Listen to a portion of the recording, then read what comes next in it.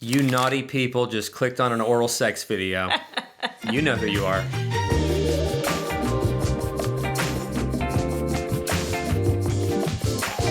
Manhood. Yeah, My man bits. my man Did you bits. say lady bits?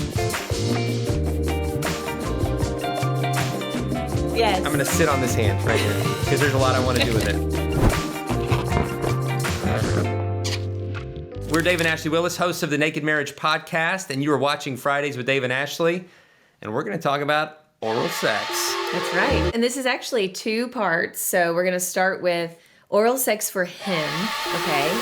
And so I think the first thing is making sure that you both are comfortable with this, like that the person giving this is comfortable and the person receiving it is comfortable. And this, how do you find that out? You talk about it. I mean, that's really the thing, is you talk about it. Well, all right. Before we dive into specifics, what about those folks? And there are a lot of people in this dynamic where the husband desperately wants this or wants more of this, and the wife is just really uncomfortable with it for a number of reasons. Like maybe she just doesn't like it. Maybe she's had a bad experience in the past. Maybe she was raised to believe that it's just like that it's wrong. And there are certain hurdles she can't get past. And so she's never comfortable. Right. And then he feels like he's missing out. And it's causing this sort of underlying tension where even if other things in the marriage are good, maybe he feels like she refuses to do it and it feels like she's rejecting me. A lot of couples carry this kind of tension, not just around oral sex, but certainly oral sex. You are pointing down. I know, I'm like pointing down.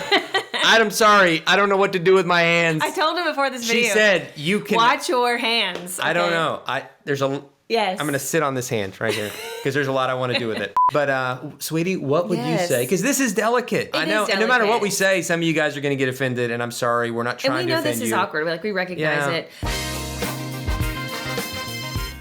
But you guys, we have to be able to have these conversations, and we just hope this gives you all it kind of frees you up to be able to have these kind of conversations. And so I would say if the wife is really uncomfortable or maybe feels inadequate, I think some of it comes from inadequacy. Like, I don't know if I'll know what to do or be good at it. I think another one is, depending on how you position yourself, again, we're going to get super candid about this. If the wife is at a lower posture, like for some women, it feels degrading. And maybe it was used in such a way where it was forced on them. Like, I think you need to understand, men watching this, kind of where your wife is coming from. And wives, you have to be really honest with your husband and say, like, if I'm going to do this because I want to make you happy, I want to give you pleasure, but if I'm going to do this, it can't feel seedy. So really think about the position in which you're doing it. He shouldn't be on a chair with you on the ground if you feel like degradation is kind of part of why you're reluctant. Do it on the bed. Like, make it where it's a level ground. All right. For a lot of ladies, they just are really grossed out, okay? Because of they're probably gonna do a little thing on my mouth, but just the they come out. Well, here's the thing. Like, I think that a lot of the reluctance of women who don't want to do it, it has less to do with the act itself and it more just very practically to do with the ejaculation. Right. Like, where the husband, obviously, like, he's just trying to get to that point. He wants usually that moment of climax for her to continue strongly, like to continue on during that moment. And she might feel like, no, it's the fluid part that's really grossing me out. And like, I'll do the act, but then, I don't want to bring it to that point. Right. Maybe she'd be willing to do oral sex as like a appetizer, not the main course. In other words, it's kind of an act of foreplay to kind of help intensify the intercourse that you're about to have. And you're going to actually climax together or, through intercourse instead of climaxing with oral sex. Or if, you don't want the fluids in the mouth, you could have hand stimulation to bring it to the fruition. So, fruition? Yes. We are like tripping over our words a little bit in this one. So there's some technical difficulties. Well, I just don't want to, I know it's delicate. And, we don't usually use code language, but I just don't want anybody to be like, this is too much. But yeah, there's ways around it. So talk about it and say, like, listen, I just don't want fluids in my mouth. Like, I will get you to a certain point and then we'll have intercourse, or I'll get you to a certain point and have hand stimulation. Like, there's ways around it.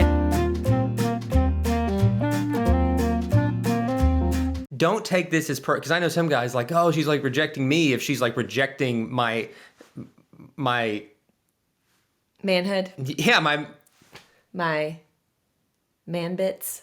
my man bits. We say lady bits. So are there man bits? Hopefully it's bigger than bits. You know what I mean. I'm saying, like, I think with the ejaculation part, guys saying, like, this is my very essence, right? And if she's... You know it has a name. Yeah. You're rejecting whatever the name is. So, yeah. Right.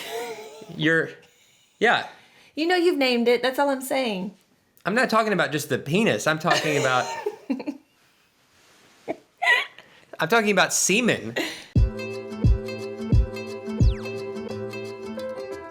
Okay, well, I thought you were talking about... See, this is why we can't speak in code. Ice cold. If she's down, to get down on the penis. Hey, the guy feels rejected, stick around for the grand finale. Down, to get down on the penis. Hopefully that was informative. Maybe it's the semen, my love. I think you've said it all. But maybe it's the semen, the ejaculate. That's what I was gonna say earlier, and I was like, is that she doesn't just too like. much? But for the guy, maybe like he still feels rejected if she won't stick around, for the grand finale, so to speak. And he feels like, well, she's rejecting me because that's part of me. That's like my essence, and that's what feels the best. And that's like what I fantasize about is what she's doing in that moment. If she's stopping short of that moment, then I still feel like I'm not getting the full thing. But guys, healthy sex life is just really being grateful to one another.